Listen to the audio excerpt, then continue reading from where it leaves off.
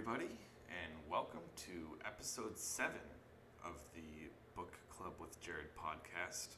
I am your host, as usual, Jared, and I will be keeping you guys company with the joy of reading for the next several minutes. Last episode was a little bit of a shorter one. I just ran out of material and just felt like stopping. So, I also think that the fact that this is the third episode that I've recorded in the past week shows that I'm sort of back on track, sort of in the flow of things again. I'm glad to be back into some sort of routine.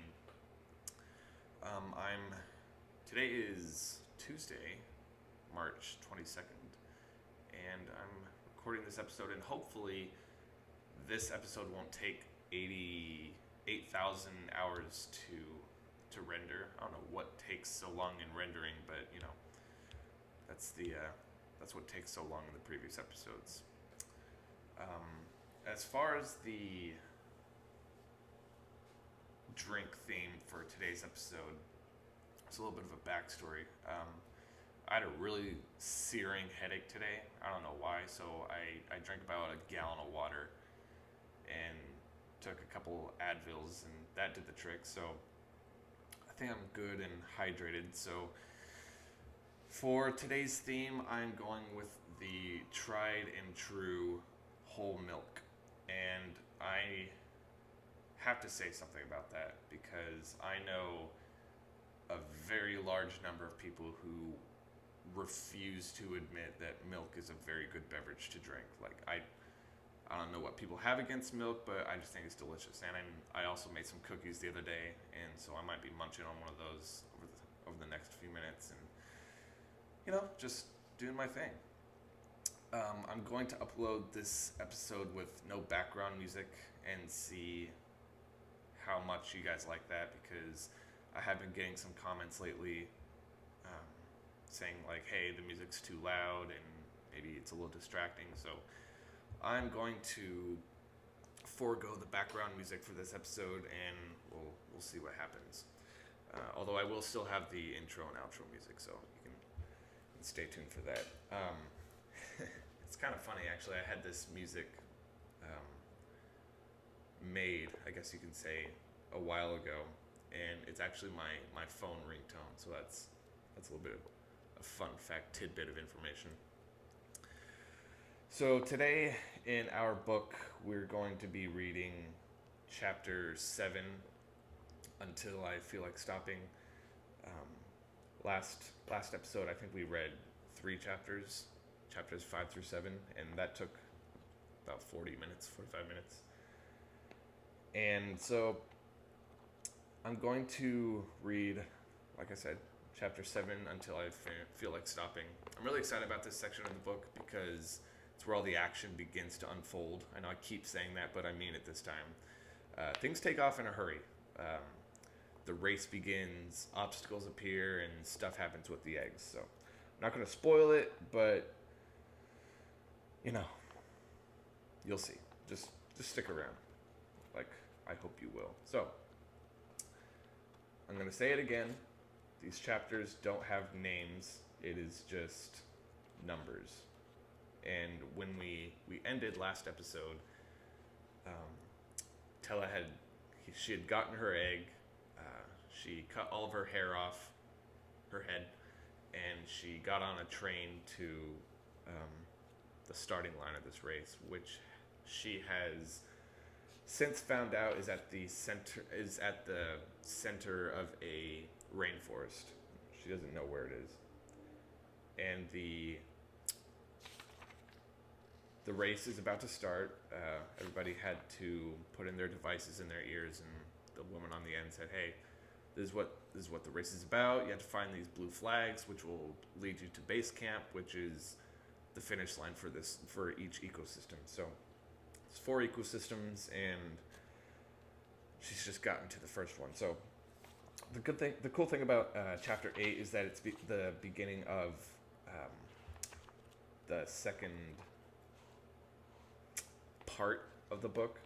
There's 3 parts in the book. The first one was, let me see if I can find it. It was called The Proposal. Now chapter 8 begins with the rain, and I think that's probably where the flood and fire and flood is derived from. So I'm gonna start reading this, and you know what? Before we get started, I might take a swig of this milk just to get hydrated. Hydration. Hashtag advocate for whole milk. All right. So here we go. Chapter 8. It sounds like a stampede. The contenders run fast and hard, and the sound makes me feel drunk with energy. If I don't start running, I'll be trampled. Someone shoves me from behind and I almost fall. I don't need another push. I run. I forget every fear I've ever held on to, and I run. Beneath rushes in and out of my breath rushes in and out of my lungs, and my legs burn beneath me. I have no idea where I'm headed, and I'm sure no one else does either. Somewhere out there is a blue flag, and I need to find it. The woman said the flags would lead me to base camp, and that we have 2 weeks to get there. Base camp sounds good, like it might have hot food and soft beds. So I run toward what I imagine could be the direction, straight ahead. It seems many others have the same idea. Some race beside me, but most race before me. I don't worry about catching up, not yet. I just keep a hand on my satchel, ensuring my egg isn't hurt by slapping against my thigh. It helps if I imagine I'm running for us both. If I imagine that right now I'm on my Pandora's protector, and maybe if I do well, someday soon the tables will turn. The tables turn. After several minutes, contenders start to slow. I begin to feel my first shock of confidence as I pass one person after another. No one would ever accuse me of being an athlete. I was always the girl who would rather cheer from the sidelines than participate in something that would make me sweat. I'm not a softball star or a volleyball champion or someone who knows her way around a basketball court, but I can run like the wind. I use every bit of speed I have to gain the only edge that I may ever get. It isn't long before there are only a few people left in front of me. I push myself harder, flattening my hands and slicing the air. I pass a few people, leaping over dead logs and the widest array of plants I've ever seen. Large leaves brush against my ankles, and smaller ones kiss my cheeks. I wonder what creatures call this jungle home, and how many of them rest beneath the same plants I'm stepping on. There are so many things to be afraid of in this jungle, but as I run, my blood pumping hard in my veins, I feel no fear. Let me also just say real quick that this book is incredibly descriptive. Like, the author's usage of adjectives, wow. The author's usage of adjectives is really, really great. I enjoy it. I run for what feels like 2 hours before slowing, and even though I know it can only have been minutes, sweat pours down my face and drips onto my brown scrubs, leaving dark starbursts in their wake. Gross. I hope there's a laundry at wherever base camp we're headed. I throw my hands behind my head and try to walk off the stitch on my side. I'm not sure whether this actually helps, but I've seen runners do it, so what the hey. When I glance around, I see only 2 contenders. They're fairly far away from where I've paused. For a moment, I'm thrilled. I left most of them behind, and for the first time, I feel like I might actually have a chance. I may be small, but I'm fast, and this is a race after all. But when they both disappear into the foliage, a bolt of panic shoots up my legs. I'm alone. I think about chasing after the last person I saw. There's no reason we can't travel again together for 2 weeks, then run for the finish line at the last minute, right? I run my hands over my freshly shorn hair and drop down to my knees. Even if one of the other contenders agrees to search for the base camp with me, could I even find a fellow contender at this point? Best bet is that I'll race after them and end up getting myself lost. I decide to stay and put up. I decide to stay put, but reason that if I see another contender soon, I'll run my tag team idea. I'm already talking to myself, or thinking to myself, as if there's 2 of me. Is that the same thing? I'm not sure, but I do know that I've been alone for 2 minutes and I'm already losing my mind.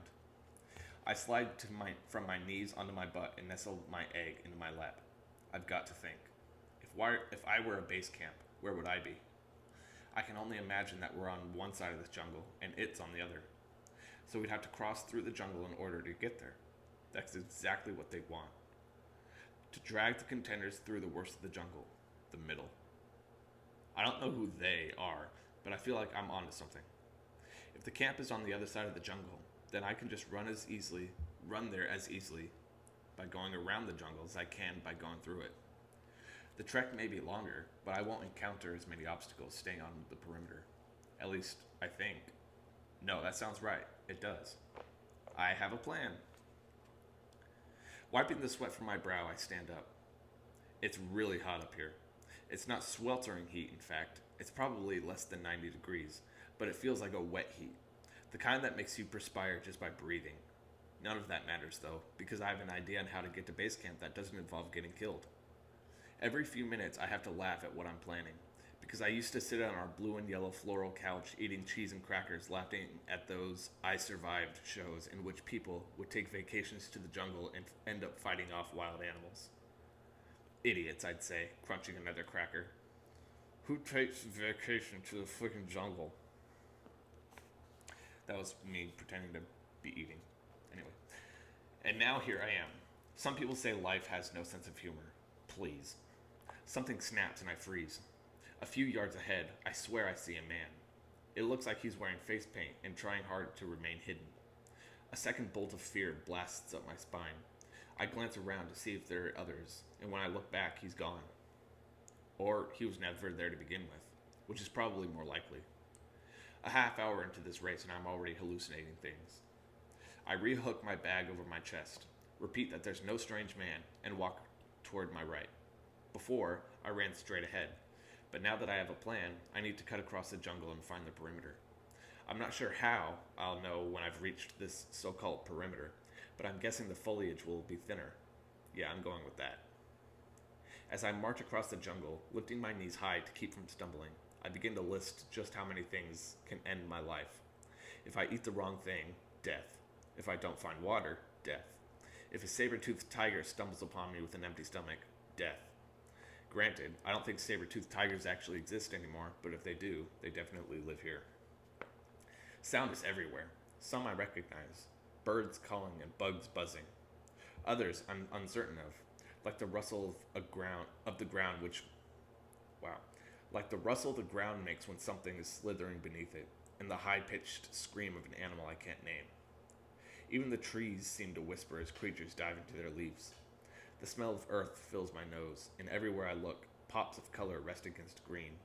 There are flowers the color of ripe oranges growing along a thin, spiraling vine. Other flowers are purple and yellow, and there's a robust spray of something blue that's shaped like avocados. I want to touch everything and nothing at once. I make about half a mile before the sky splits open. There's no lightning, no thunder, just rain. I run for cover, certain I can find something to use for shelter, but everything I think can work looks terrifying to crawl beneath. There's a wide plant that can do the trick if it weren't decked with black needles, and another that shoots up over like an umbrella that I'm certain shelters killer somethings or others. I imagine all sorts of insects and animals that have the same idea I do, seeking shelter, and I suddenly realize that rain's not so bad. Not in comparison, anyway. It seems there's less green growth near the base of some trees. I suspect that has something to do with the lack of sunlight. Whatever the reason, I crouch down and lean against a tree trunk, the wet bag heavy in my arms. Rain still pelts me, but it's not as harsh here. I think about continuing to walk while it pours, but something tells me staying dry is important. Reaching my arms out, I gather some rain in my cupped palms and quench my thirst. I sit for what feels like 3 hours. The rain doesn't cease. Excuse me. At best I try to cover my bag with my body, shielding it from getting too wet. Already it feels like the egg and device are my ticket to winning, and I can't risk either getting damaged. When I can no longer handle the shaking in my arms, or the anxiety that threatens to overwhelm me, I close my eyes, and despite all odds, I fall asleep. When I wake, everything is blanketed in dark. It's a dark that I've never experienced. I can't see what's 5 feet in front of me, but I can hear the rush of rain and smell thick, musty scents I don't recognize. My head starts to pound. I don't think about this part of the race, the night. I never liked the dark. Not as a child, not now. And this is almost unbearable. Blood pulses in my ears, and I push my hands over them to stifle the sound of my own heart thumping. Within seconds, I've imagined every worst-case scenario, most of which involves being eaten by something. Once, when we lived in Boston, my mom took me to hot yoga. It's normal yoga, but for... You know what? I'm not even going to try to pronounce this word. In it, they teach you to retain control of your mind and body in uncomfortable situations. This is as uncomfortable as I've ever been, so I swing my legs beneath me to sit cross-legged. When I place my hands on my knees and breathe, in, out, something tells me this doesn't work when you're in the middle of the jungle at midnight. An ear-piercing shriek penetrates the night. Though it sounds like it's a mile away from where I sit, I imagine it's only inches. Moments later, another shriek emanates from the opposite side of the jungle. The two animals call to each other, back and forth, back and forth. If I were watching this on TV, I would find it awe-inspiring. But here, sitting in my damp clothes on the forest floor, blind to what's around me, it's so overwhelming it makes me cry. I brush tears from my face and think of my mom. When Cody and I were little, she would sing to us. It was a special occasion. Her singing, she'd only do it when we were sick. Not for a sore throat or a bruised knee, but for the bedridden times when even soup and hot tea and warm blankets didn't help. I can't count the number of times Cody or I feigned an illness to rope my mom into singing. There's nothing else I can think to do. I pull my egg out of my bag and nestle it in my lap. There's no telling what this thing holds, and part of me is afraid to find out. But for now, I try to forget and just imagine that it's something normal, like a chicken. I draw in a big breath. I'm not the world's best singer, but I'm not the worst either. So I sing for my Pandora, blocking out the sounds of the jungle, forgetting why this must be a bad idea. I just run my hand gently over the dull shell, and I sing. Because I can't see anyway, I close my eyes and picture my family as I'm singing. I remember the time my parents brought home a blue parakeet, and Cody and I released it 6 days later. I almost laugh when I think about the face my Boston best friend Hannah made when I told her I loved the goth kid from biology class. I lift up my Pandora so that my lips brush its shell. I sing every song I can remember the words to, and when I can't sing any longer, I lie on my side, keeping my arms wrapped tightly around my egg. When I feel myself drifting off once again, I nuzzle my head against my egg and imagine how wonderful it will be when my Pandora hatches, how I won't be alone anymore. I don't care what it will look like, or what it will do. I just want it to be here now. Good night, little Pandora, I say. Then, opening my eyes and looking straight at the smooth, fragile egg, I add, good night, Maddox. I don't so much drift off as sleep, as drift in and out of consciousness, and when the sun finally creeps through the canopy of leaves overhead, I chalk up a job well done. I managed to live through a night in the jungle. How many people can say that? My Pandora is in my arms when I wake. I rub my hands over him and stretch my legs. Ready to get moving, Maddox? I say. I don't feel ridiculous in the least, speaking to my egg. I've gotten it in my head that if I'm nice to him, then maybe he'll come out quicker. Or she. Or it. I wouldn't judge. I place Maddox into my bag, thinking I really liked this name. I'm not sure where I got it from. Some movie or TV show, no doubt. Either way, I like the idea of him having an actual name. I mean, KD8 is cool and all, but Maddox sounds less like an alien species. Running my tongue over my teeth, I cringe. What I wouldn't give for a toothbrush and a shower, and a turn-of-the-century toilet. Turns out, I never properly appreciated the awesomeness that is toilet paper. Next time my mom asks me to pick up a jumbo pack at the store, I will hold my head high. I think if we only stop once to rest, I continue, we might make it to the jungle's perimeter by nightfall. I have no idea if this is accurate, but I'm trying to make Maddox feel better, as if he understands. Want me to sing to you again? I pause and imagine he, her, it, skipping around and nodding. All right already, calm yourself. As I walk, I begin to repeat all the songs from last night. My clothes are still drenched from yesterday's shower, but I'm certain they'll dry as I move. It's amazing how optimistic I feel in this morning. This race only lasts 3 months, I reason. If I can make it in one night, I can make it 2, etc., etc. When my stomach growls, I'm not surprised. The last thing I ate was a PB&J yesterday morning. The more I think about it, the hungrier I get, until at some point my brain is just pounding at my temples. As I'm walking from plant to plant, wondering which will kill me fastest if I consume it, I hear a muffled snapping sound. For the last 18 hours, I've had more coinciding sounds that I could have thought possible. They never stop. But this one is close. I wrap my arm around Maddox, mentally telling him that everything is going to be okay. It's amazing how fast I become attached to my Pandora. One night alone, and I'm more afraid of losing him than I am of starving. But I guess whoever created this race knew exactly what would happen. When the sound comes again, closer, I pull Maddox onto my chest and protect him with both arms. The noise is behind me now. I whip around to face it, shaking so hard my teeth chatter. A sharp claw rips right above my head, and I glance up. When I look down, an enormous beast is staring right at me, hunger storming its yellow eyes. It lowers its head, touching a pink nose to the ground. A low growl builds in its throat. The animal stalks closer, eyes locked on my face. I try to stand perfectly still, but I'm hyperventilating and it makes holding myself together extremely difficult. As the animal moves in, its shoulder blades rise and fall like waves in an ocean. I allow myself to believe for one fraction of a second that it's only curious. It'll see that I'm not a threat, that I'll give it no chase, and will tire of me and leave. But then the beast lifts its enormous head and releases a blood-curdling roar that only the king of the jungle can. That's chapter 8. When I tell you that I really enjoyed the endings to each of these chapters, I'm not joking at all. Like, they provide the perfect amount of suspense, and they actually make you want to read on. Like, hey, what is this king of the jungle? I think everybody knows that that's a lion. Like, what's this lion doing here? Like, what's going on here? And so we are about to find out what this lion's doing here. So sort of a recap.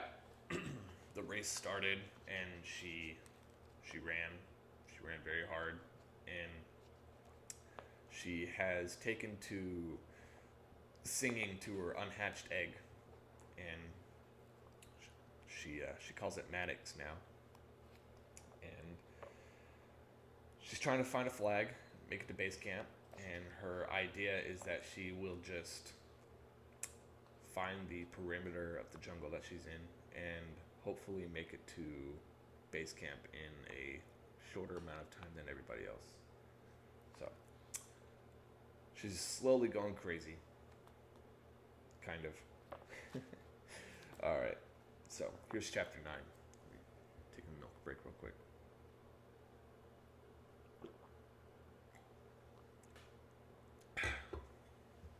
Healthy bones. Okay. Chapter 9. The lion rushes toward me in an instant, and all I can think about is how I once heard that lions don't actually live in jungles. Today I will die at the hands of a misconception. My legs shake as the animal closes in, his muscles rippling as he moves. There's too little time to dream of fleeing, no chance to react, to run for my life. I close my eyes and wait for the impact, but at the last minute I can't help but peek. It's the wrong move. My eyes fall on the lion's open mouth, on the dark shadows cast by its ivory teeth. I choke on a scream as the lion leaps. M4, I hear a deep voice bark. The lion touches down an inch away from me and stops cold. Then he turns and glances over his shoulder. From out of the brush, the serial killer guy strides toward me. He slaps his thigh once. Now. The lion pads toward him and stops near the guy's leg, turning to keep both bright yellow eyes trained on me. When the guy steps closer, I notice that he has a scar cut through his right eyebrow to the bottom of his left earlobe is mangled. He's wearing the same brown scrubs that I am, but he also has 2 straps across his chest that attach to bags at his hips. When I see what's in the bags, my stomach rumbles.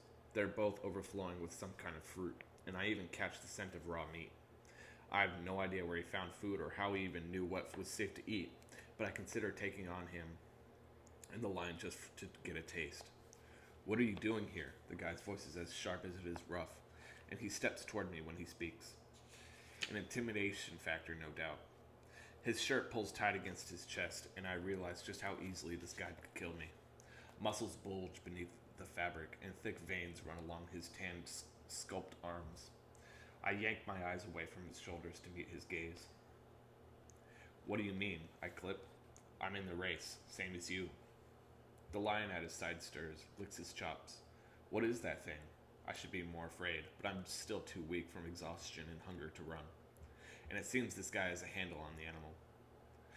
The answer hits me when I realize he's not carrying his massive egg. His Pandora hatched.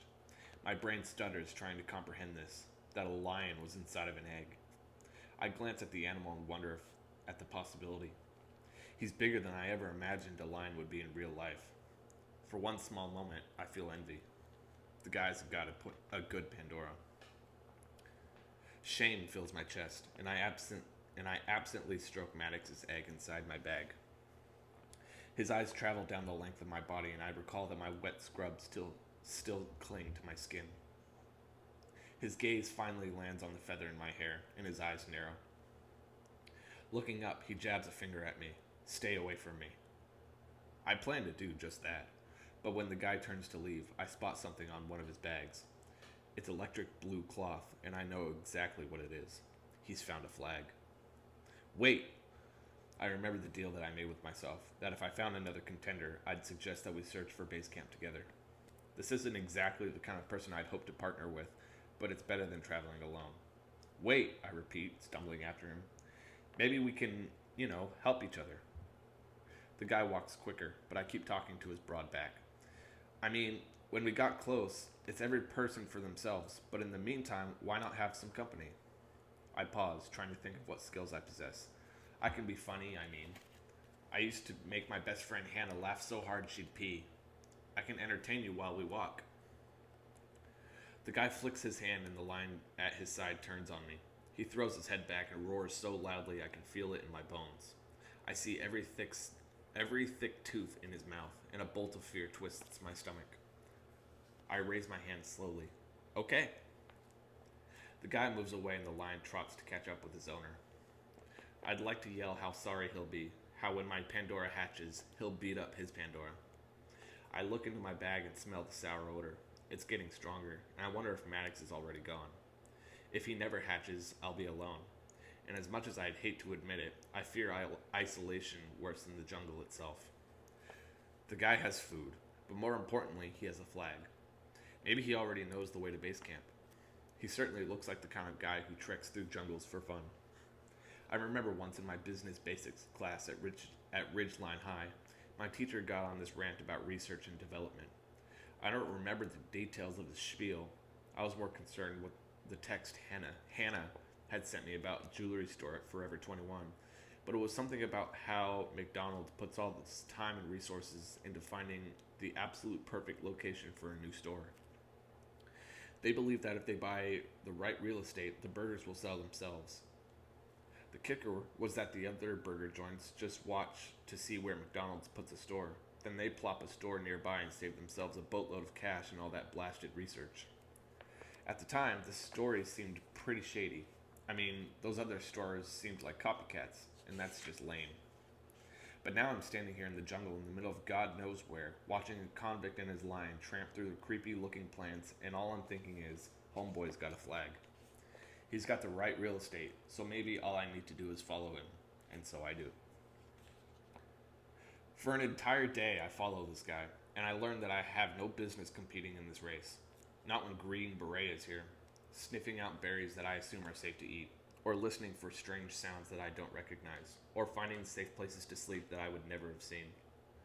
To give myself some credit, I don't think the guy knows that I'm following him. Spoiler alert, he does.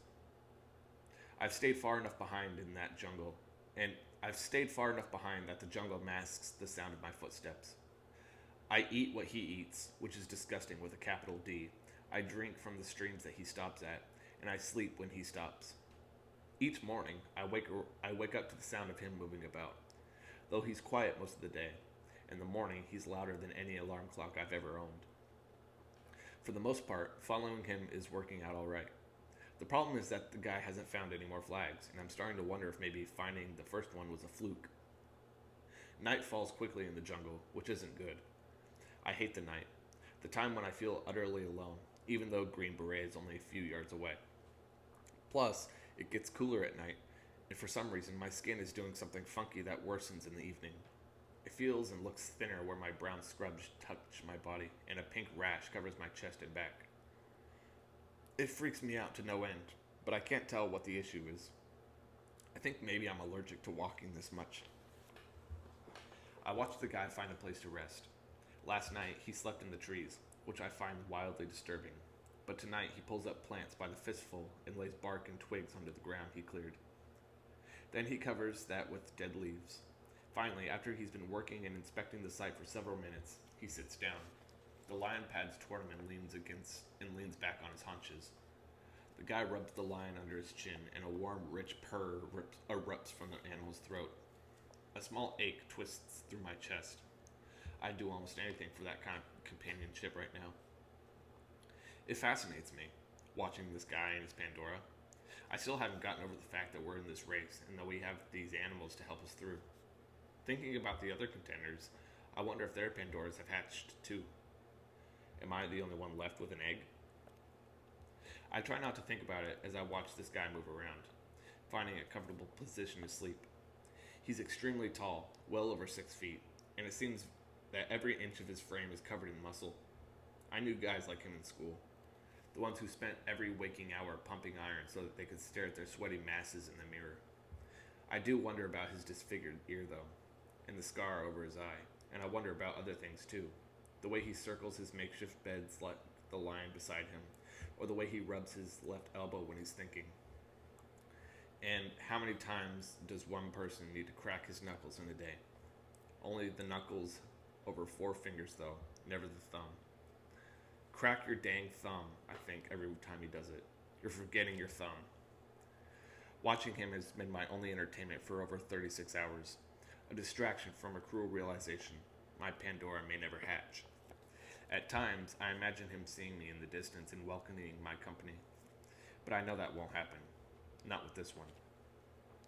The dark, shadowed jungle of the day has morphed into the black hue of night, so I don't see any harm in inching closer. Last night, I slept as far away as I could while still keeping him in my line of sight. Tonight, I can't bear to be more than a few feet away. He may hear me, but with this cloak of darkness, he'll never see me. Folding my arms around my knees, I close my eyes. Inside my head, I'm back home in Boston, sitting in front of the TV with a bowl of kettle corn. My dad is talking football with Cody, and my mom is harping on us to come to the table, and for me to lay off the popcorn before dinner. I picture us sitting down to my dad's meatloaf, the kind with the red gravy. Cody will make a remark about Brad Carter sucking face with a new girl, and I'll sock him in the arm.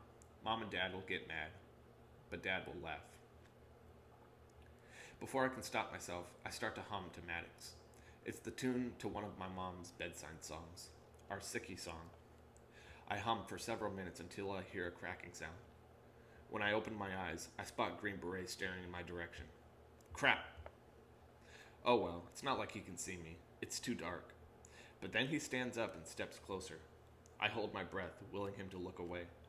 He lifts his chin and leans toward where I'm sitting. Shaking his head, he runs his hands through his dark hair. Then he lets out a long sigh that says in no uncertain terms that he's wildly irritated.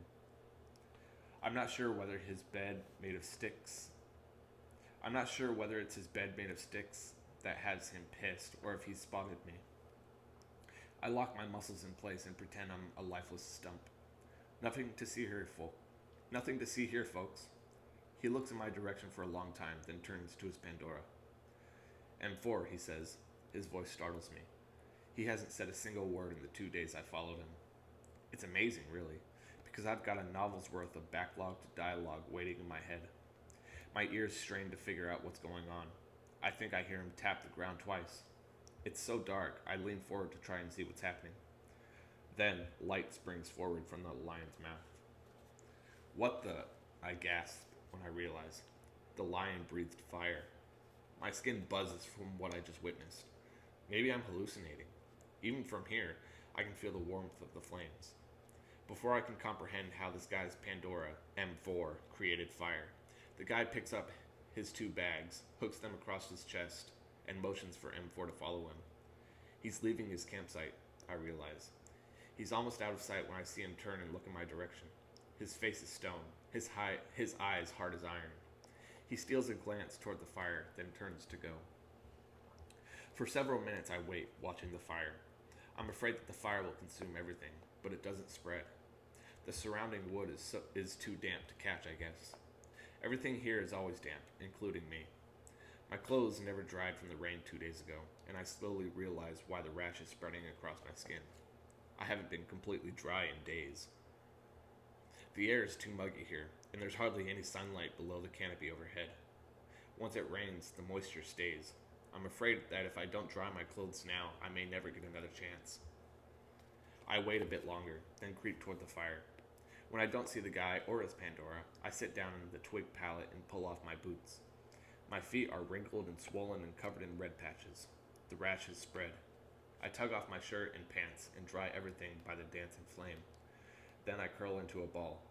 My Pandora pulled across my stomach, and I sleep. When a small noise wakes me hours later, I try to block it out. I need sleep if I'm to survive out here, but a strange cracking sound comes again, which I can't ignore. Even stranger is the crawling sensation along my bare stomach. My eyes snap open and I glance down.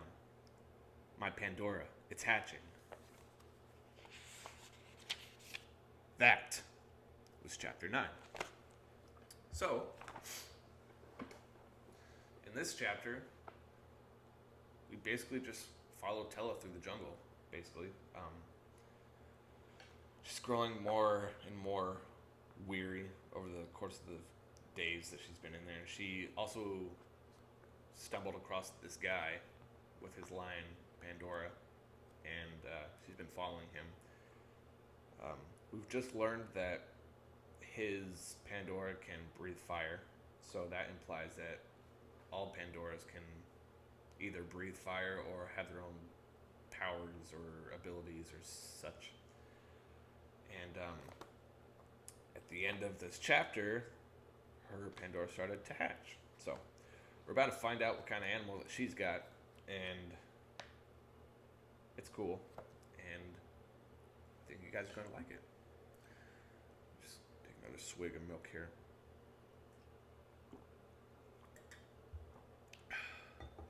It's always good to stay hydrated. It's good for the body, you know. It's good. All right, so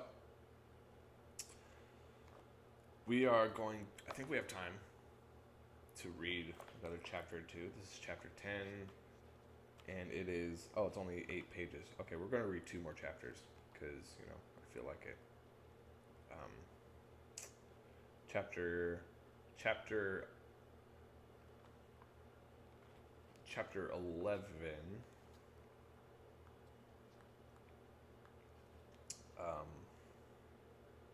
It's only 10 pages. Okay, yeah. We will read 2 more chapters because that's where it starts to slow down a little bit. Okay? All right. Okay, here we go. Chapter 10. I bolt upright and the egg rolls away from me. I reach for it and freeze when a small black paw strides out of the shell like it's grasping for something. I can't help the tears that sting my eyes. Covering my mouth, I watch as my Pandora pushes its way out of his shell, piece by piece. He's alive. All this time, I feared that he was never going to hatch, that the smell wafting from the egg was from decay. But it's happening. He's here. My Pandora, my Maddox, kicks the last piece of egg away. He's covered in a thick greenish slime, but he doesn't seem to mind one bit. He stumbles onto his back, his 4 legs kicking the air like an overturned turtle's. Then he rights himself. He circles twice, his small pink tongue dangling from his mouth. I study my Pandora, his black fur, his 4-pawed feet, his pointy, alert ears. When his eyes find mine, I draw in a quick breath. Maddox's eyes are a brilliant green, so bright that they seem to glow and radioactive in the night. My Pandora looks in every way like a baby fox. When Maddox sees me, he takes 2 quick steps back. It's okay, I tell him. His ears perk at the sound of my voice, but he seems unsure. You are KD8. You are my Pandora. I keep waiting for some supernatural crap to happen, like for him to grow wings or speak, but I don't hear a thing. I pull myself up, and the fox backs away further. It's enough to make me want to sob. I've waited so long for him to arrive, and now he's afraid. Not that I blame him. I wonder if he knows what's happening or why he's here. Racking my brain, I try to think of something to let him know it's safe, that I want so badly for us to be allies. The only thing I can think of is my mother, so instead of speaking to Maddox, I try humming. I start low and hum louder when he cocks his head and listens. I laugh, seeing him with his head turned, but then I gather myself and keep humming.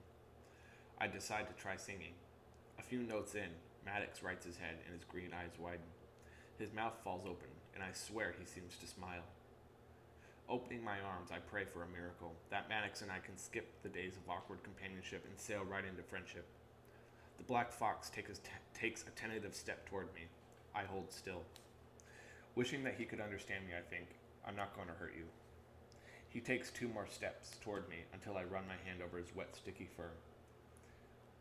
It's basically a scene right out of a Disney movie, minus the green slime. I managed to get most of the goop off of him using large palm leaves. He helps the process by offering me places he's still coated. When he rolls onto his back, I spot something on his back right paw. With one hand, I scratch behind his ears. With the other, I lift his leg. The other paws are black like the rest of his fur, but this one's pink. I notice there's a tattoo on the soft pad. It reads KD8. They mark their Pandoras. It's not surprising, I imagine. I imagine they want to keep track of their inventory. Maddox wiggles his leg free and takes a cautious step into my lap. Come on, I open my eyes, leaving my lap wide open. It's okay. He crawls all the way in, circles 4 times, and lies down. My heart swells as I look at him. He's my Pandora, and I'm his contender. I can't help wondering about all the cool things he might be able to do, but mostly I'm just happy he seems to trust me. I glance around and notice that I'm not sure where the guy in M4 went. I know I should venture into the brush to look, but I'm still so exhausted. Also, I don't want to move. Maddox looks so serene, asleep in my lap. For a long time, I pet him and sing. He seems to like the sound of my voice. When he starts kicking in his sleep, I have to bite my lip to keep from laughing. We've had a long day, I whisper to Maddox. Then I lean back, careful to keep my legs crossed, and I fall into a deep slumber. I dream I'm running from a monster. The creature has yellow eyes and a bow slung over his right shoulder. Every few minutes he strings an arrow into his bow and aims it in my direction. I run faster, weaving between gnarled trees and boulders the size of elephants. Everything is so dark. I can't imagine how he can see me, but he does. I feel an arrow strike my skin and I cry out. I run faster, but it isn't fast enough. Over and over the arrows pierce me until it feels like there are 1,000 hitting me at once. I've dropped to my knees and roll from side to side, trying to escape the pain, but nothing helps. When I finally wake up, Maddox is yelping. I shoot up to see what's wrong with my Pandora, but agony blinds me. My skin stings so badly, I believe I must be burning alive. When I look down, I see hundreds of red ants crawling over every inch of my skin. They aren't built like the ants in Boston. These suckers are the length of a quarter, and each sting is enough to make me nauseated with pain. I jump to my feet, screaming, swiping at the insects.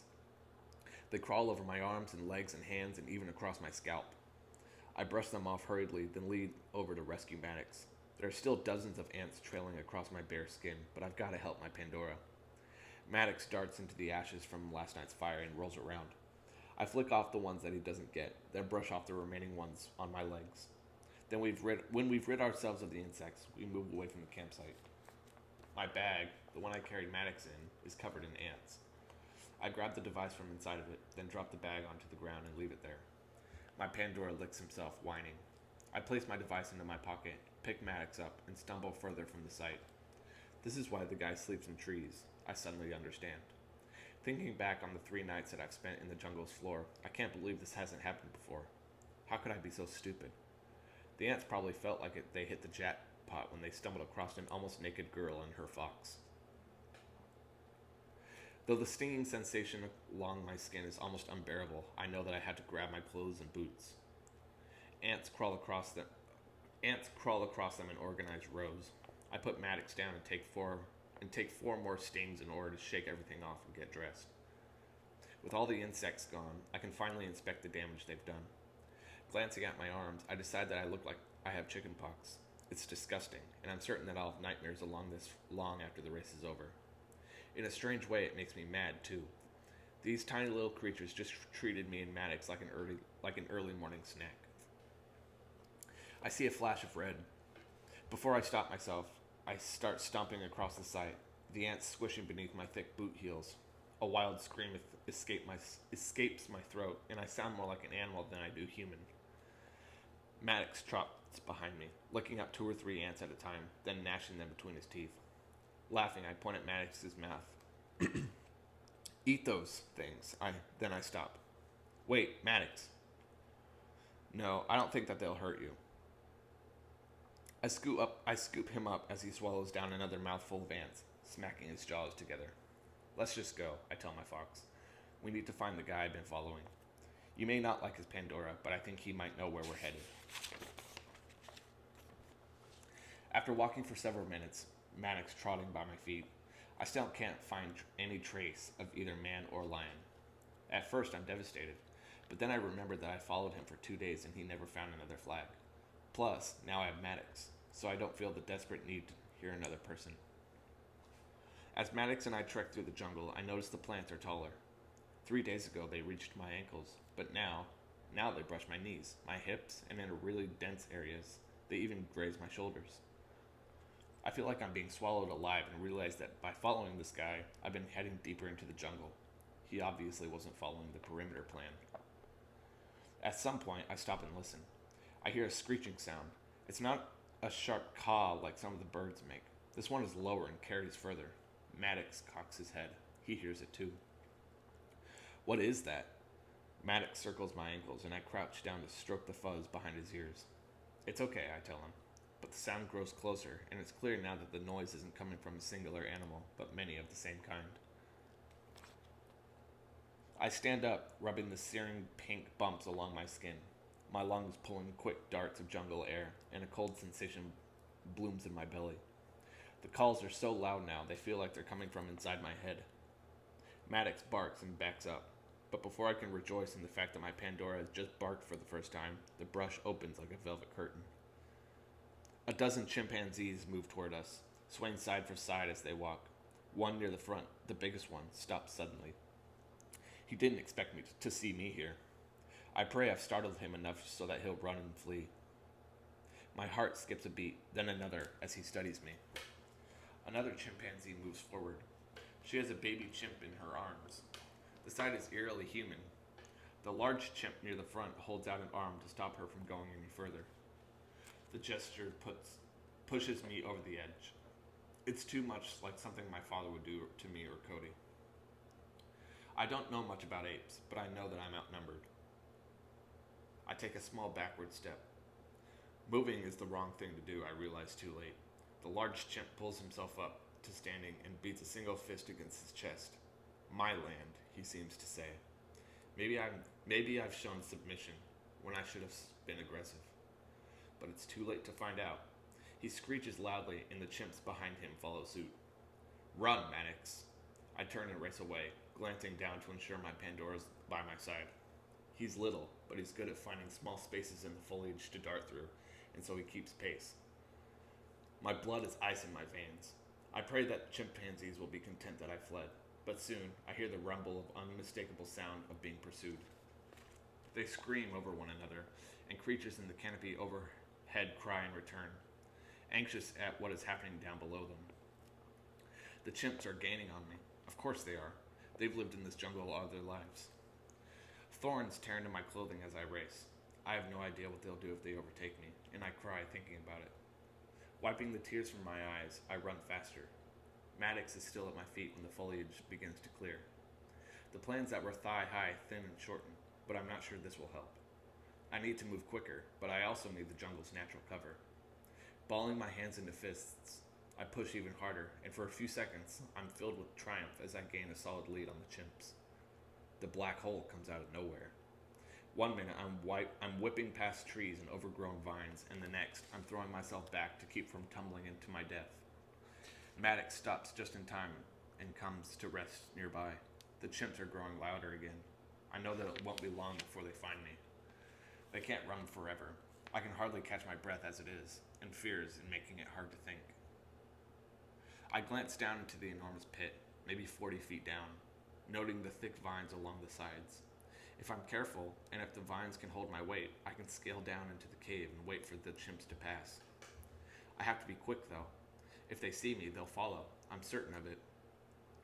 Come on, I whisper, scooping Maddox into my arms.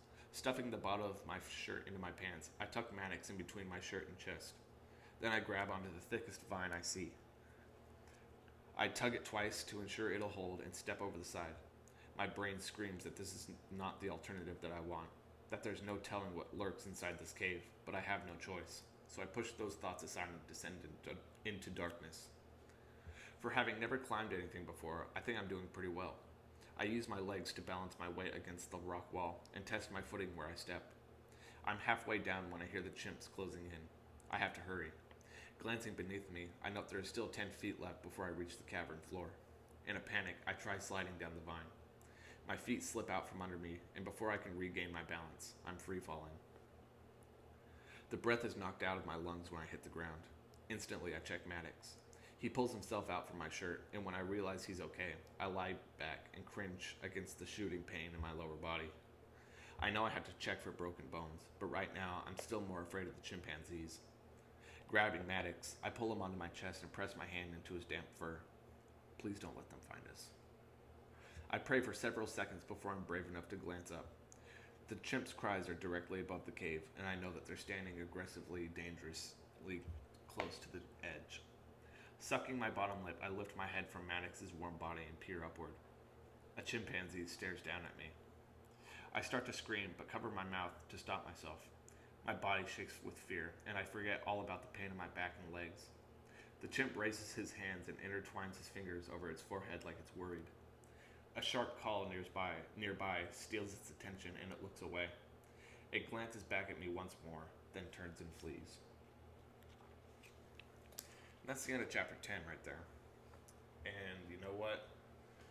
We've gone 52 minutes and 42 seconds, so I think that's a good place to stop. I said that we were going to read through chapter 11, but I think that's a good cliffhanger to stop at for the moment.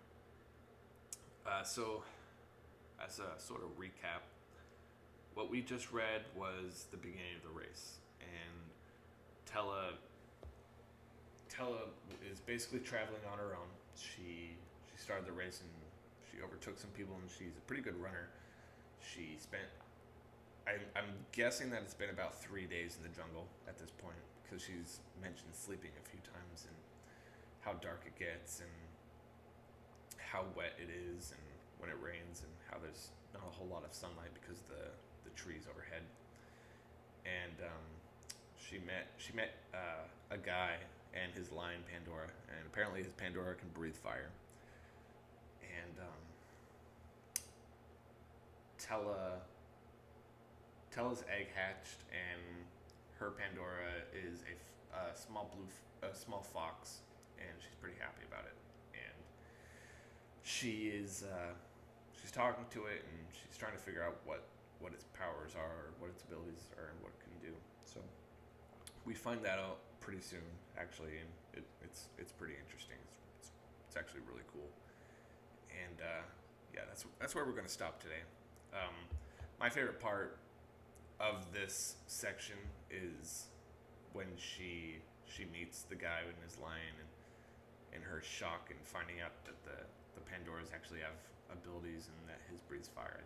I think that's pretty cool. But yeah, that's a good place to stop. And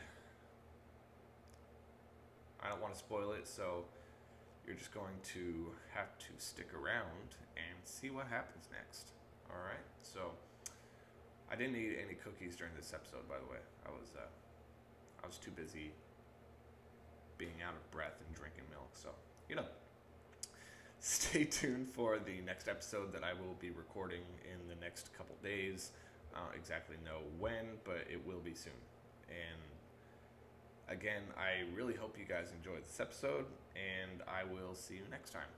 All right, guys, take care.